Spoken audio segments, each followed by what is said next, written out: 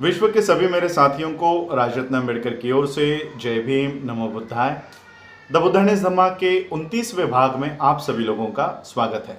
कल के भाग में हम लोगों ने देखा कि शाक्य संघ में किस तरह से तथागत बुद्ध का स्वागत हुआ, किस तरह से शाक्यों में दो गुट पड़े हुए थे, एक विरोधियों का, एक समर्थनों का, और फिर किस तरह से तथागत बुद्ध के समर्थकों ने एक एक बेटा तथागत बुद्ध के संघ में अर्पण करने का निर्णय लिया। अमितोधन के परिवार के बारे में हमने देखा कि अनिरुद्ध किस तरह से इस संघ में शामिल होने के लिए निकले, और फिर उनके माता ने जो शर्त रखी थी कि राजा भद्दिय अगर साथ में परिवर्जा लेते हैं तो ही वो अनिरुद्ध को अनुमति देंगी। तो राजा भद्दिय के पास अनिरुद्ध गए, राजा भद्दिय को उन्होंने मनाया, और फिर बाकी के दोस्त भी सभी ये तथागत बुद्ध के संघ में प्रविष्ट होने के लिए निकले। बचपन में जिस तरह से ये सभी दोस्त सिद्धार्थ के साथ खेलने के लिए मैदान पे जाया करते थे, अब फिर से वो तथागत बुद्ध के संघ में प्रविष्ट होने के लिए जा रहे थे। साथ में उन्होंने उपाली नाई को भी लिया, और फिर जब अपना जिला उन्होंने छोड़ा तब सारे जेवरात देकर, उपाली नाई को देकर उन्होंने कहा कि ये सारे जेवर आप अपने उदर निर्वाह के लिए रखो और आप लौट जाओ। यहाँ तक हमने देखा। अब देखते हैं आगे। जब राजा शुद्धोधन को पता चला कि अब मेरा बेटा हमेशा के लिए जाने वाला है, तो ये ख्याल उनके दिल में आते ही, ये विचार उनके मन में आते ही वो फूट फूट कर रोने लग गए कि अब मैं अपने बेटे को ज़्यादा समय नहीं देख पाऊँगा, ये हमारी अंतिम भेंट है। तो ये सोचकर वो फूट फूट कर रो रहे थे। तब उन्होंने राजपुरोहित को और अपने सलाहकार को बुलाया। अपने सलाहकार को और राजपुरोहित को उन्होंने कहा कि आप मेरे बेटे के पास जाओ, उसे मनाओ और उसे फिर से एक बार घर लेकर आओ, और उसको फिर से एक बार परिवार में सम्मिलित होने के लिए आप लोग मनाओ। तो ये राजपुरोहित और ये सलाहकार जिस दिशा में तथागत बुद्ध गए थे उस दिशा में वो बढ़े। तथागत बुद्ध ज़्यादा दूर नहीं गए थे। राजपुरोहित ने देखा कि तथागत बुद्ध एक पेड़ के नीचे छाँव में बैठे हुए हैं। तथागत बुद्ध के पास ये दोनों गए, सलाहकार और राजपुरोहित, आदर युक्त उनको नमन किया, वंदन किया, और एक और वो बैठ गए। और फिर राजपुरोहित ने तथागत बुद्ध से कहा कि हे राजकुमार, आपके पिता के भावनाओं के बारे में सोचिए, आपके पिता के भावनाओं को समझिए। आपके पिता आपके जुदाई के जो तीर है, ये आपके जुदाई के तीर उनके हृदय में इस तरह से वो घर कर गए हैं, इस तरह से उनको चुभे है कि उनके आंखों से आंसू बह रहे हैं, और इसलिए मुझे उन्होंने यहाँ भेजा है, आपको घर लाने के लिए मुझे भेजा है। और इसलिए हे राजकुमार, घर लौट चलो ताकि आपके पिता चैन से मर सके। तो आप घर लौट चलो। राजपुरोहित ने कहा कि मैं जानता हूँ, मुझे पता है आपका जो धम्म संकल्प है, ये धम्म संकल्प अड़िग है, अपरिवर्तनीय है, ये बदल नहीं सकता। आपके जो उद्देश्य है ये आप त्याग नहीं कर सकते, आप इसको छोड़ नहीं सकते, आप इसको बदल नहीं सकते, मैं जानता हूँ। लेकिन हे राजकुमार, अब आप घर से बेघर हो जाओगे, और इस विचार से ही ये जो अग्नि के जो ज्वाला है, अग्नि के जो लपेट है, इसमें मेरा दिल जल रहा है। और इसलिए मैं आपको कहना चाहता हूँ कि हे राजकुमार, आप घर लौट चलो।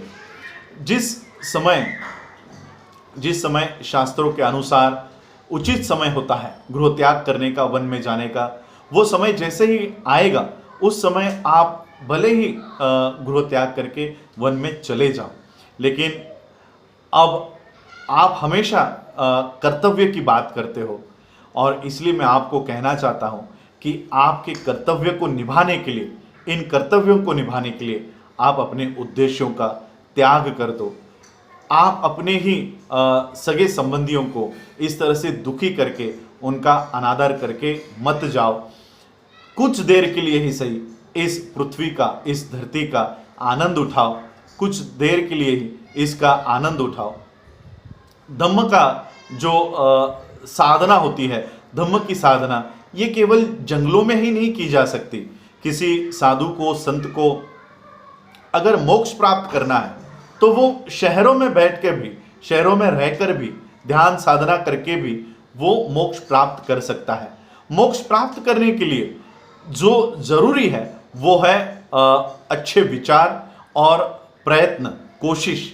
यही दो सच्चे साधन होते हैं मोक्ष प्राप्त करने के। और ये मोक्ष प्राप्त करने के साधन ये आप शहर में भी प्राप्त कर सकते हो, और इसीलिए आप यहीं पर रहो और यहीं पे ध्यान साधना करके आप अपने मोक्ष को पा सकते हो। और फिर राजपुरोहित ने तथागत बुद्ध से कहा कि आपकी वजह से, तथागत बुद्ध से कहा कि आपकी वजह से राजा के दुख के लहरों से भरे हुए सागर में वो डूब गए हैं। आपके वजह से राजा शुद्धोधन दुख में डूब गए हैं, दुख के लहरों से भरे हुए सागर में, समंदर में डूबे हैं। उनकी हालात ऐसे है जैसे समंदर में कोई वृषभ, इंग्लिश में उसको ऑक्स लिखा गया है, हिंदी में हम वृषभ कहेंगे। तो कोई वृषभ जिस तरह से समंदर में डूबता है, एकदम असहाय, एकदम अनाथ होकर, उस तरह से राजा शुद्धोधन की हालात है। और इसलिए आप आओ और राजा को डूबने से बचाओ।